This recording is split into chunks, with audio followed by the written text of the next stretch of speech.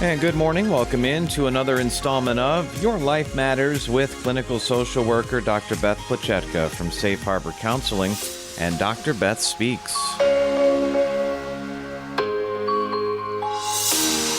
Dr. Beth joins us once again in studio. How are we doing this morning? I'm good today, Mike. It was a beautiful ride out here. Yeah. How are you? Doing all right. Another Monday, another week is here, and another installment of our show. And where are we going with today's topic? Well, I always like to tell our listeners practical things about along the line of things that come up in the therapy office. For example, a lot of times people will say, that they were called something, that somebody referred to them, for example, as a bully or a jerk or something like that. And it brought back that old rhyme when we were kids. Now, I'm older than you, I'm sure, but sticks and stones may break my bones, but, those names there never hurt me. Yeah. We'd scream them back at the people who were calling us names and, try to get them to leave us alone right. And, run home and tell Dad. But, I think the rhyme is wrong. I think, to say that a name will never hurt, I think is almost the exact opposite. Because any name or any adjective that you apply to somebody, it hurts. It's like, what do you mean I'm like that? I'm thinking of things people get called: jerk, loser, pathetic, bully, Casanova even. And for most of the time when people are calling somebody a name, they want them to go away, they want them to change, they want them to do something different. It's not likely to happen. When somebody calls your name, you immediately think, I'm not that.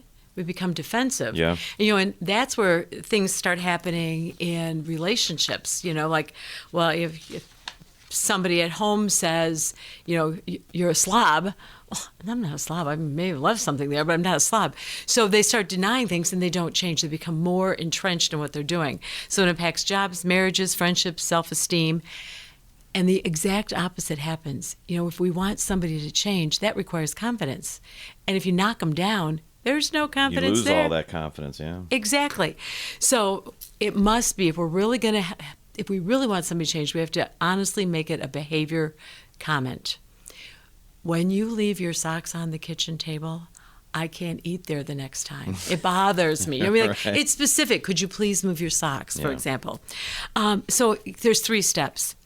1, you identify and state the behavior that needs to change. Now, people will say, oh, I just can't do that. No, that's a compliment. If you can tell me what I'm doing, I can decide if I need to do it and if I can change it. Sometimes you can't, but if you can, you know what you need to do. Right. So we have to tell them what they're doing or what they're saying. Identify the undesirable outcome of the behavior. How does your behavior that I just mentioned affect me or in fact affect the rest of us here? And then give some options. What else could you do, So instead of saying, you're so rude, which leads to an argument of I am not, you could say, when you talk to me when I'm on the phone, I'm distracted and can't finish either conversation. Get points 1 and 2. Option, please wait till I'm off the phone, or if it's important, and tell them what would include important, say, excuse me, so I can stop and then wait for me to answer you. Or, this is my favorite, I don't do this anymore. I did listen when someone made this comment.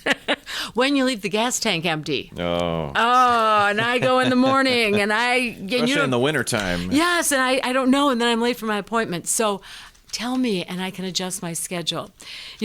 Sticks and stones do break our bones, but names do hurt us. We need to be clear, kind, and respectful, Mike. Yeah, you mentioned it's kind of like the opposite, because the stick or stone, it leaves a bruise. The bruise goes away. The name calling, that stays a little longer than a bruise. You carry it around a long time. It sure does. All right, some good info here.